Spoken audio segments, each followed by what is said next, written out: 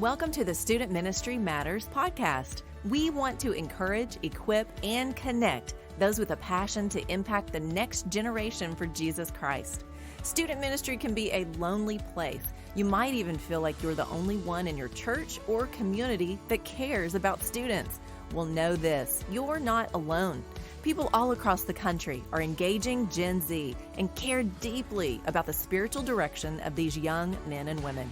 Whether you're full-time, part-time, bivocational, or volunteer, if you have a heart for students, this is the place for you.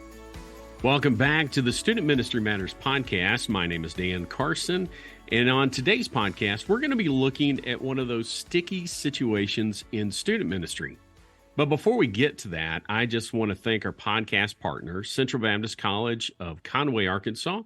Central Baptist College is challenging, engaging, and inspiring.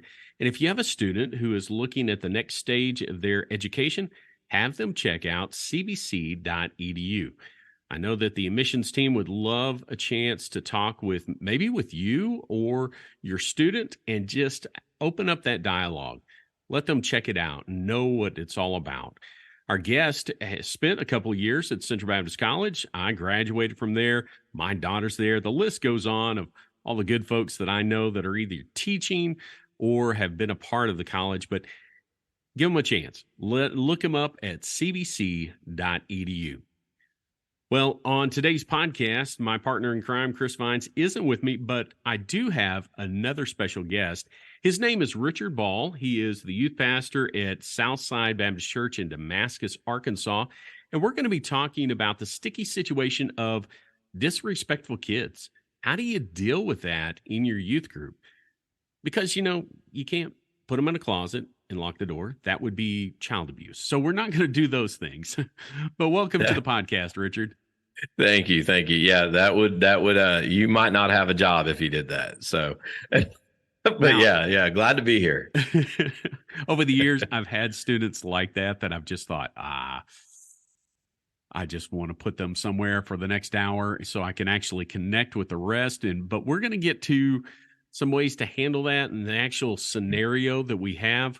We're both part of a great group on Facebook. That's the Arkansas Student Pastors Network. Kind of looks like the ESPN logo. Love that. But it's a group that is, I think, initially designed for the Southern Baptists. Is that correct? Yes. Yeah, it is. It is ran and led by Warren Gasway, who's in Arkansas Southern Baptist Life. He is the youth guy guru, kind of, Okay. And so kind of serves in a similar position to what I do in Arkansas. Yes. For the BMA. And so, again, we're thrilled to have Richard on the podcast. This is his first time, but he's been at our Student Ministry Workers Retreat. I've had a chance to connect with him on occasion. And so, Richard, just tell our listeners a little bit about yourself. My name is Richard, obviously, and so I have been doing student ministry in various forms and sundry ways since 1997. When I surrendered to the ministry, I was saved whenever I was 8 years old. I rededicated my life at 13 and surrendered to the ministry when I was 18 years old. And so I've done all kinds of various things through that. I have been a volunteer youth worker. I've filled in anywhere in the church that I could do. I've preached on occasion. And then as time went on, I was able to become a youth pastor of a church, and as well as I used to be a teacher in a private Christian school in Little Rock, Southwest Christian Academy, Go Lions, for about 10 years. And so at the end of that 10-year, I felt God calling me into full-time focused vocational ministry. I was serving as a part-time youth pastor at a church in Conway, and God called me from there to the great city of Calico Rock, Arkansas, where I served as youth and children's pastor, and got to do all kinds of wonderful experiences there. And then 4 years ago, God called me to Southside Baptist Church, where I have been and been loving every minute of it. And so, but I've been doing youth ministry off and on through various and sundry things, like I said, since 1997, and been married since 2004 to my wonderful wife, Crystal. Her name is Crystal Ball. And so that, some of you might wake up in the middle of the night and be like, oh my gosh, I just got what he was saying. So, and so she said yes to it. So the name's on her, and we've been married now for 19 years this July, and we have got 3 boys, Ethan, Logan, and Jonathan, and 2 of those boys are in my youth ministry. So that's an inviting and exciting experience. And but yeah, that's kind of my youth ministry in a nutshell. And I also stream on Twitch, and so that's been a lot of fun. That is, your wife's name cracks me up. I had not put that together when I read it, when you sent it to me.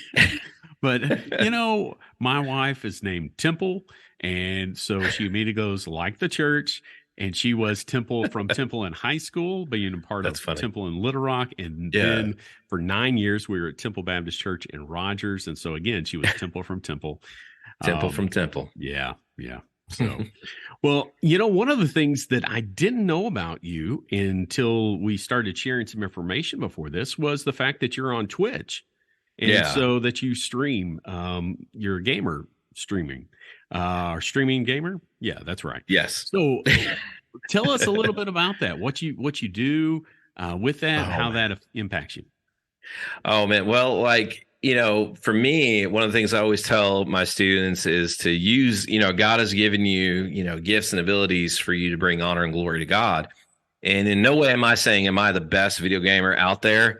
I'm not, but I love technology, and I love, and I have a good kind of knowledge about it. And I love playing video games, and there's such a need and a hunger in the video game space for community and for people to, and so I started making connections with some guys that are on the streaming space, guys like Dr. Heels, that's his name. Super Shadow's another one. Pastor Dustin, a guy I shared with you named Kennethan, and I got to see how they were doing it. I felt like God was leading me in that direction, and so I started streaming about 3 years ago on my channel on Twitch, and I play Fortnite. I play other games, but I mainly play Fortnite, and in my tagline is kind of Jesus is first and foremost the center of my life. I'm a husband, dad, and youth pastor. And I believe in sharing the love of Jesus through playing video games, having a great time while doing it. And I've gotten to witness to people,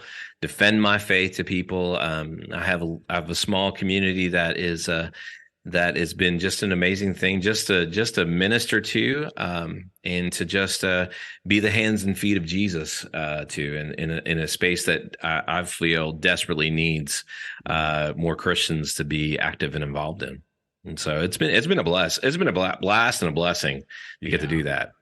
Well, it's definitely a space that Christ needs to permeate. Yes. I really hadn't been involved with Twitch until this last year, and started watching some things on there, and so there's just some real possibilities, and I'm excited to hear about that. In fact, we may have you come back and share a little bit more about that and how you're doing that. Because we have, we all have students who are on there anyway. They're either watching somebody else play. Maybe they've thought about doing that sort of thing, and how can they do that? So we'll talk some more about that in the future. But today, I wanted to talk about that sticky situation of disrespectful kids.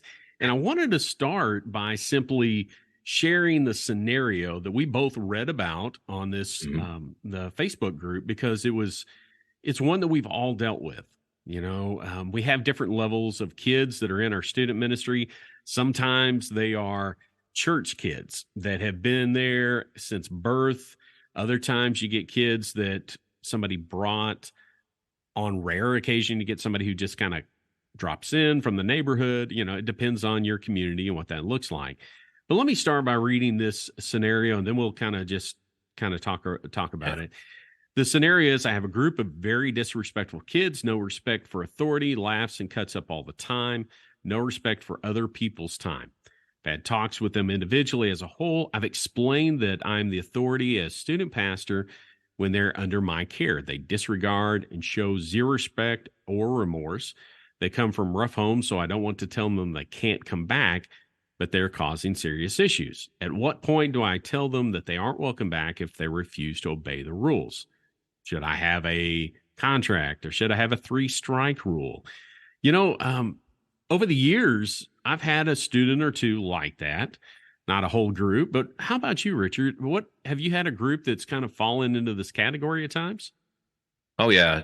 I've had several students, as being in ministry as long as the longer you get in ministry, the more that you have experiences of kids of all types, kids that right. definitely come from great homes and solid homes, and then kids that come from the most unstable conditions in the world. I've had with youth ministry, I have kids that were taken in the middle of the night by DHS because of the home. And so, there are those kids out there that they struggle with discipline and having a sense of order, and it's not an easy situation. And no.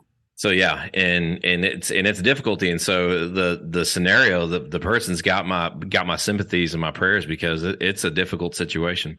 Yeah, and I've got several years of experience. I know Richard does as well. The simple truth is, this is not an easy scenario by any stretch, because you're dealing and working with students that have unique personalities and unique backgrounds. And so trying to come up with some principles or maybe some things that you could outline and figure out how to approach the situation is good, because I know we have volunteers that listen. We have part-time guys and full-time guys. And a lot of times those full-time guys are on the younger side, and they maybe just came out of Bible college and they're like, wait a minute, we're not all going to sit around a campfire and sing Kumbaya.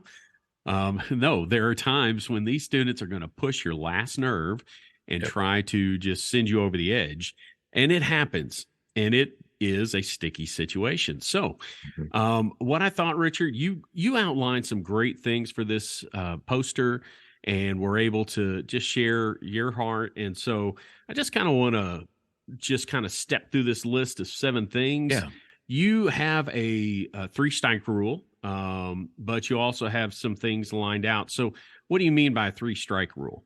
Well, you give the student 3 instances to make improvements in behavior. Now, one of the things I didn't talk about in the post is that there are extreme situations to where you do have to be hard and have a hard line, especially in terms of the safety of your students, because you cannot let something that is kind of corrupted ruin the whole group. Because particularly as a kid growing up in youth, one of the things that I saw happening before my very eyes is that my youth group was deteriorating as a kid in the youth, and it was because we didn't have any sort of discipline. In fact, the only ones that ever got in trouble, and we had kids that came from broken homes, kids that were dealing with drug addiction, either themselves or in their family, alcohol addiction, either themselves or their family.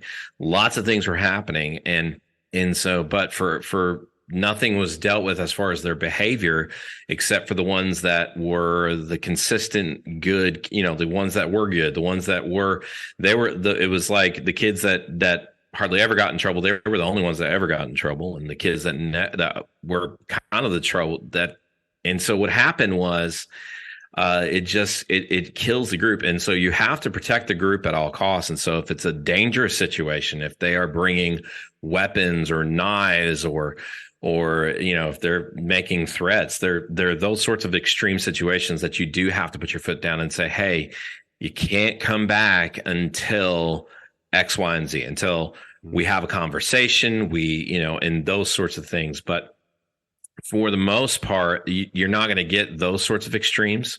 But, there are those instances. Now, I'm sorry, can you repeat your question? I forgot what the question was. No, it's just the 3-strike rule. Yeah. The 3-strike rule. How does that work?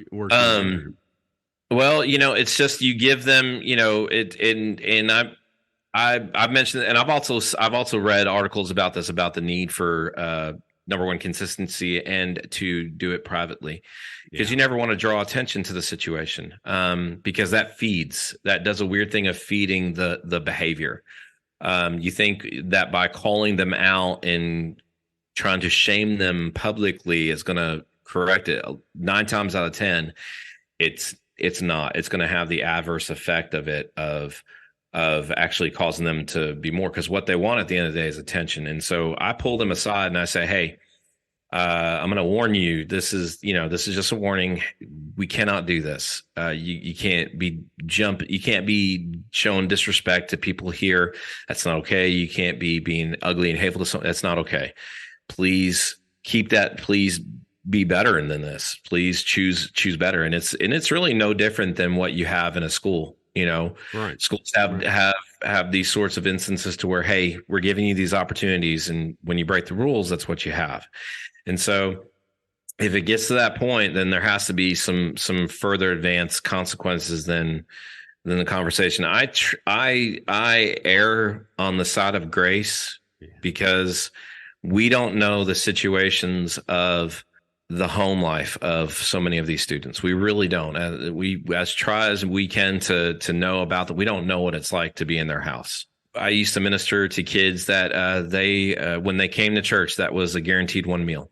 And so we just don't know the stories. And in fact, I was talking last night with because we have students that are volunteering to help. They're doing an amazing job. And one of them said this one kid, and talking about it, and I said, but the thing about it is that this may be the most stable situation that they're getting to come to, because you don't know what it's like at home. And so for me, I try to err on the side of grace and mercy, but there is you do have to kind of follow those limits and follow those kind of guidelines. So that's what I do as far as I'll give them 3 opportunities to make an improvement. And if it doesn't go from there, then we move on and say, hey, maybe, and you don't ignore them at all. It's not like I might be jumping ahead of the gun here on this, but you don't just say, okay, you can't come back, and you don't ever touch base with them, but you follow through with you stay in communication with them. I think that's a big and important thing. And so because they're not gonna grow or have a heart to change if you just kick them out and don't have anything to do to try to bring them back. Yeah. And I think even Paul kind of alludes to that in 1st and 2nd Corinthians, the need for discipline as well as the need to restore back. So, that's kind of what I do with my 3 strikes. Okay, excellent. Yeah. Well, let's go back a little bit before that. And the 7 things you posted, you talked about first of all talking with your pastor. And so, what did you mean there? Oh yeah, because you have to your pastor, because ultimately the one that's responsible over the activities in the church in most churches is going to be the pastor. Right. He's the one that is going to have to answer for our actions, for the things that we do, for what we, because a lot of times they're not going to come and talk to you as much as what you would like for them to come talk to you. They're going to go to him. And so your pastor, the more your pastor knows about the situation, the more that you have in conversation with your pastor about how this is going on, and as well as just getting advice. Sometimes the pastor has a better idea as to how to handle this situation than what you do. And so talking with him and getting to be on the same page with him, that helps go a long way in dealing with discipline. You might not think so, because it's like, well, he's not there, he's not around, but he might have some insight as to how to handle it, because he has to deal with discipline on a different issue. And so he could be a great resource for insight. And so I love the fact that I can talk with my pastor. And I realize that some people are like, well, I can never talk to my pastor. We hardly ever talk. Well, it's got to start somewhere. You got to be willing to have that conversation. And so the first thing I say to do is to talk with your pastor. So that way your pastor's, number one, in the know. Yeah. Number two, can help give you insight and can back you up and support you. Those are the 3 big things that you need to have in ministry, especially early on in ministry. I didn't follow that, and it didn't work out as well as what I would hoped. And it would have worked out so much better had I spent those times back then talking it over with my pastor, getting insight from him, and so that way I have his support. And I think that's something that we in youth ministry, because we'll look at ourselves as siloed from the rest of the church. I think that would be a good thing for us to do, is to talk with the pastor. My pastor at Temple Church just gave me one piece of advice, because I came there, I was in my mid-30s at that point, and he just said, "Hey, just keep me informed of what's going on." He just wanted to Mhm. be in the know, because Yeah. inevitably somebody will go to the back, "Did you know?" And he'll go, "No, I didn't." And that's a Yeah. problem. So Yeah. start that communication. If you haven't been, Yeah. find some time, keep it up. Number two, you Yeah. talk about sending a letter home to parents with the students, and then maybe through the mail or email. What do you think there? In any way, form that you can get the message out as best as possible. Right. Handing it to a student, not the most effective. I've handed out. I've had calendars now. I've had my summer calendar now for about a month, and I just now gave out a calendar to a parent whose kid has been in youth. I gave it to them Sunday because that didn't make it home. It's probably sitting in their car somewhere, or it's folded up in their phone case, and they have yet to take it out. I mean, we cannot depend on students because they're students. They're not. They got 1,001 things going on in their heads, and the things they've got to do between sports and school and all the stuff that they're involved in, that we can't expect them to, I gave it to the parent, to the kid, to give home. No, you got to find a way of getting it out to the parent. Even if that's one of the things that we do in our student ministry, is we have a youth group Facebook parent page. And we also use through Grow a thing called Hubs. And it's a way for me to communicate directly to parents. So using social media, and it's not a public group. It's not open to anybody. You have to have a student involved in our student ministry to be a part of it. And so, but that's a way for doing it, as well as like having parent meetings, and even, you might even have to go through the way of just doing it through snail mail, through in the old school, getting an address, getting a letter out. You might have to you might have to do those sorts of things, or to be able to get it to the parent, because when you have that, and you have this is how we're going to do things from now on. And I would also encourage whoever it is, maybe whoever's listening that is struggling with this, is that I would encourage them to don't start doing a discipline policy until you or change in discipline policy until you talk with your pastor and the parents, and so everybody is on board and they understand and know. And for some people, I know in some youth ministries, they've had to say, we can't meet until we have a parent meeting. And so they've had to do that for that extreme. I don't know how effective that is, but you have to be willing to sit and meet and talk with the parents, or be willing to send stuff home through any means necessary to get that information to your parents, so your parents are in the know. And so, and I assume from what you're talking about here, you're specifically, now we want our parents to be informed on all areas. Oh, yeah. Since we're talking about discipline, whether it's a new discipline policy or just maybe they've been unaware of how things are supposed to be run, getting that information out to them. How do you handle those that are students that their parents aren't involved in church at all?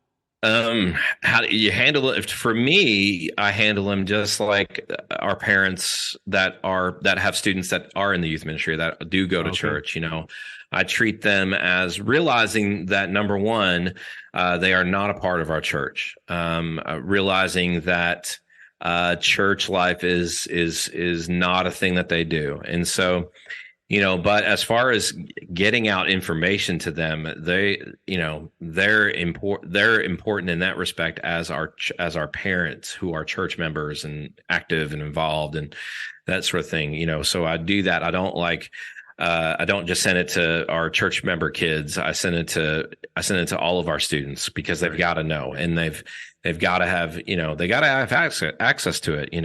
Like yesterday, I had to reach out to a parent that they are not a member of our church. I had to talk to them about some things with camp coming up, and so that was great to get to do that, and through that I was able to make a good connection with them, and so that's always been a help. I have another parent last night that they've been kind of attending, but they are not normal church members, but they do a lot of things outside and travel and stuff like that, and so. They asked me about, and I treat them the same way I do our regular members. And so. Number 4 on your list is recruit parents to help. And so what do you mean there? Describe that a little bit for us. Recruiting parents to help, and that could be that for me. It's like finding out how to better, because it may be that child at school might be on an IEP, or it might be on some sort of behavior issue at the school that the school works through. And so coming alongside that parent, and that's, recruiting parent to help, maybe it means that you ask for your parents to come and volunteer. And you could probably do another podcast on the challenges of that, because it is hard to get parents to come in and volunteer. It is.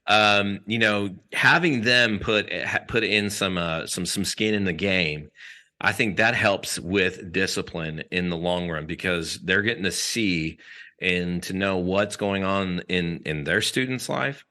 And they get to see and experience what's happening. And for them, it gives them a buy-in as to why this matters. And so, but going to them and asking them, if it's just one individual, just as an example, if going to them and asking them, I need your help with this, Timmy or Billy or whoever the child may be, we're having this discipline issue to where they're doing things and they're saying things, and I just need to know, is this normal? Is this something that we need to address? Gotcha.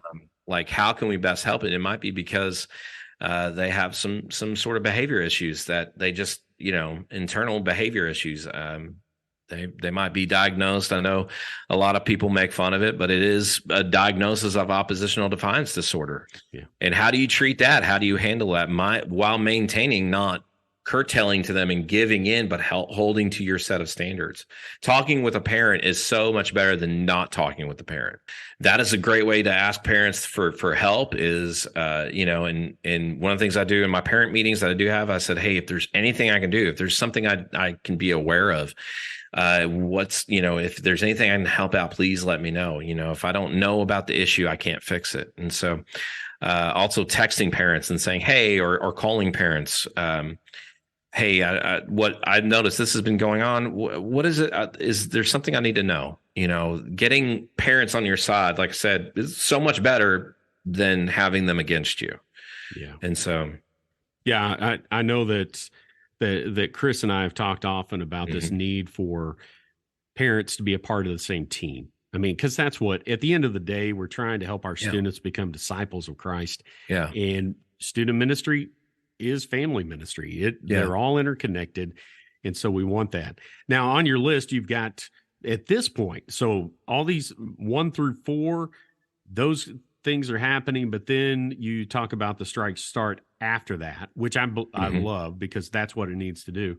And then you go on to number 6, talking about a follow through and consistency, not drawing them attention to the behavior in public. You've talked a little bit about that already.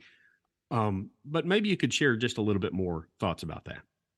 Follow through is so big in students' lives.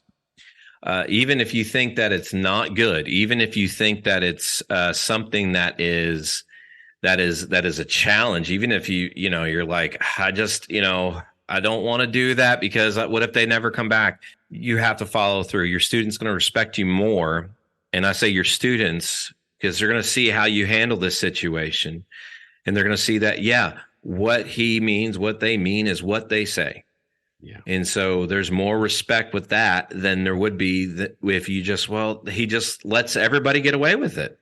It doesn't really matter. He has these things, but he tends to just let it go. And so you got to follow through, and you have to be consistent. You got to treat, it doesn't matter if the kid is from a home that is broken or a kid that's from a good solid home. You have to treat them the same. Because it's the discipline. You can't, if your rock solid church going kid is threatening to punch somebody in the throat, you have to treat them as that kid that's come from the troubled home that's doing the same thing. A kid that's bringing in knives to church or in school. And of course, I realize in rural ministry, it may be because they just got done hunting and they didn't have time to go home and change, it's that sort of thing, especially where I live. I have kids that are outdoors hunters, fishers, and stuff like that. And so they may come with their hunting gear on, or they may come and they might have something, not that they're going to take it out and show it. or anything like that. So you have to understand that sort of respect as well, but you have to treat the discipline the same. If they were taking it out, threatening to stab somebody with it, that's a problem. You got to deal with that. And so, but following through, and unless it's an endangerment of the kid or of the students, if it's a public endangerment in that moment, then you need to handle it privately. Because once again, you don't want to draw attention, because in that one child's mind, if they are being disrespectful, if they are, if they're just, if it's a constant issue, it may just take just something as simple as pausing for just a few moments and just standing there being quiet. In those sort of situations, students have a great way of policing themselves and telling them, hey, be quiet, or hey, shut up, which I don't know, shut up may be a strong word. I apologize. But sometimes they can police themselves that way, but you really want to avoid drawing attention to it, because for some kids, any attention is worth it. And if they get that, well, then, and especially so many of them, especially in a small school, they come with a label of this is how this kid is going to act. And I remember I was talking with one student who had a behavior issue, and I had to go to the extreme of saying, hey, before he can come back, we've got to do these things. But at one point we were having this conversation, and he said, I was just asking a question and people thought I was being funny. And so I was like, well, might as well just do it and be funny. Even though he was trying to be genuine and honest, people just assumed that he was being a cut up and trying to get in trouble. You don't want to draw attention to that. And so I always go by discipline in private and praise in public. We need to change that mindset of we should be getting attention for. Is it for doing good things or is it for doing bad things? And so I said, yeah, don't draw attention to the behavior in public unless it's a life-threatening thing. Then you have to step in. You have to show that you're someone that is gonna, that is gonna take the punch to protect the other one. You have to be willing to step in and handle that in that sort of public way. But if it's something that can be handled in private, don't embarrass them in public. Don't draw attention to it, and don't do it by yourself. We just live in a world where you have another trusted adult alongside you, which I know that can be hard, and I know that can be a challenge in and of itself. But to have another trusted adult, even if that adult is the pastor, and you pull them into the office and say, hey, this is going on, this needs to stop. You have a witness as to what is happening. And so that's why that's for me is just follow through. To me, the biggest thing is to follow through and be consistent. Oh, yeah. Because your students see that in the long run. They do. And over time, I believe you'll see a change in the behavior of your students. So at the end of your post, you talked about allowing for opportunities for that student to return back to the group. And I love that, because that's kind of at the heart of, at Matthew 18, that's at the heart of really the gospel itself. So what would that look like? How would you step through that with a student who had to be taken out of youth group for a time? It's one that, fortunately, I have not had a whole lot of instances, because usually before the last thing, we have, I see a change in the student's behavior. Yeah. And so how, for me, this looks is that you give them space away, and you continue to reach out to them. You continue to pray for them. You continue to make a connection with them outside of the youth group. And that might mean that you go through things and say, hey, this is, and each ministry is going to be different. Each ministry is going to, for this instance, would look different as to how they seek to restore a student back to the ministry, back to student ministry. And so it may mean that you have mentoring sessions, one-on-one for weeks on end. It may mean that, it may mean an instance that, because they did this 3 strikes thing, maybe they miss a Wednesday, or they miss a Sunday, or they have to go sit somewhere else in the church, Usually if you threaten to make them sit with the adults, they tend to be better. I don't know if that's because of they're like, I don't want to sit there because it's they're older than me, but for me, one of the things I would try to always do is to reach out and talk with them. There was a student that I had that it got to the point to where it was a relationship, and that relationship went sour. And so I had to say, you can't come back until we talk, until we have these conversations. And so we started talking, we started doing that. And while he never returned, he never came back because there were some other things that happened in his family's life and things of that nature. But I always stay in contact with him. And so, and I think at the end of the day, even if your student never comes back to church, if you have that sort of open door to where you can call and communicate with them at any time, I think that is a win in the long run, because you don't want to shut the door to a student. Even if that student doesn't come back to your ministry, doesn't come back to your church, you never want to be the reason why they just completely walk away from having ever try to have an encounter with Christ. That is the big danger that I think a lot of churches, a lot of youth groups would do, is that because they want to be so consistent in their discipline that the grace tends to be lost. And you want to be known as, he reached out to me, he cared for me, he loved me, even when I had all this stuff going on. And so, and there are instances when they do come back, and that they're better for it. And so, and your students need to see those sorts of opportunities, because it's one thing for us to talk about grace and forgiveness and dealing with consequences and redemption. It's another thing for them to not only hear us talk about it, for them to see it in action. And so, yeah, we have to remember that we are ministers of grace and mercy, and that we are a reflection of Jesus. Jesus is holy. Jesus is righteous, yes, but he's also loving, forgiving, and merciful. And we need to be an example of that, because we're to be an example of Christ. It's not really a great example of Christ if we kick a kid out and we don't ever give an opportunity for them to be brought back. Yeah. And so that's just my heart with that.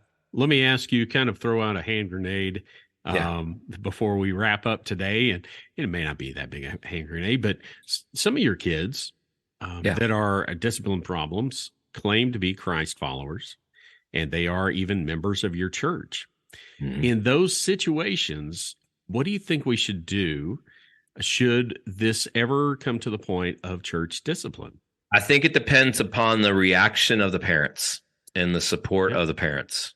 Again, I have found and there are always those instances, because there might be somebody listening, they'll be like, oh yeah, well, I've done all of this and I still have this issue. There are always those instances to where you can talk with the pastor and have the pastor be on board with you. You can have all the stuff sent home, these letters and communications. You can follow through and your parents say, yeah, that's fine, until it is their kid. And then all of a sudden they might have the issue. Yeah. But the thing about it is being consistent. And even in those moments, like if you say to the parent, hey, look, I had to talk to so-and-so tonight. And then I just want you to know, this is what we talked about, and this is what he said. And once again, having that second adult in there with you is a big help. And I think in a lot of senses, this would be just like what Jesus says in Matthew 18. Yeah. Because I would hope that we as youth pastors would go that one extra step and say, Mom, Dad, we had this incident last night, and I want you to know about this. And then say, I feel like this is going to be, we're not going to have this situation again. As I also worked for a time in Little Rock at a camp called Lake Nixon, and I was one of the co-directors of Lake Nixon, and I would have discipline issues with kids that we had to come alongside the parent and say, hey, just want you to know, we had this today, we had this issue today, and especially for little ones, that phone call when I'm like, would you like to speak to little and so and so, and they talk to them, and just the realization with the kid that, oh, this is I need to shape up or ship out, and that usually helps. But there have been a few instances, very few instances, to where I had to say to where we had to say to the parent, and I would talk with our director about it. I never did this alone, but we would say, I'm sorry, but they need some time away. And I would go a step further, and I would say, I would love to just be praying for you. And those were hard, and those were good. Those were like good parents and stuff like that. So, but the same is true in church life with doing church ministry, is that you need to be communicating with your parents, regardless of if it's like saying, hey, Johnny brought a knife. We can't have knives here, because we have some kids that cannot handle it. And I had to deal with that. I had a parent that I had somebody complain about. They saw one of our students with a knife. And now here's the deal. It's a good kid. He's a real good kid. He didn't do it out of any malicious intent or anything, but we kind of have a rule with knives, because we had some issues with some damage done to one of our vehicles. And so we had to say no knives. And so I had to call, as difficult as what that was, because nobody likes confrontation. Nobody wakes up in the morning and says, hey, I want to confront somebody and have an argument and have a debate with somebody. Nobody does. Everybody wants to be like, I want this to be the best day. And so, but I had to make that phone call, and I had to say, hey, look, so-and-so had this knife, and you're like, I understand that, they were kind of irritated that somebody ratted on them. And they're like, what's, how are we going to do, but they were supportive of saying, hey, we don't need to he doesn't need to have a knife. And he didn't have a knife. He doesn't have it. And, of course, now he's in his 20s. The kid is actually one of my leaders. That's awesome. And so he's a great kid. I love having him helping me out on Wednesdays and Sundays and stuff. He's great. But yeah, you have to. And sometimes it's difficult with dealing, because sometimes parents are like, well, not my child. Yeah. Well, this is what your child is doing, and I just wanted you to know. Yeah. Better for them to know and to hear from you versus to not know and to hear something else. Well, Richard, you have given us some great things to think about today. I think the big takeaways are: make sure your pastor is informed, that you guys are communicating, make sure your parents are informed and that you're communicating, and then to be just consistent in all of these things.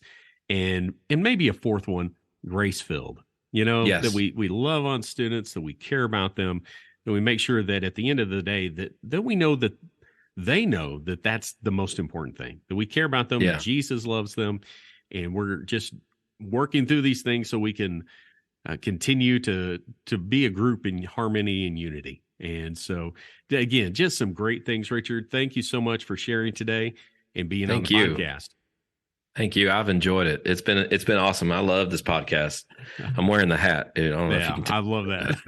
So, I'm also wearing my VBS shirt. Oh, okay. Those are cool too.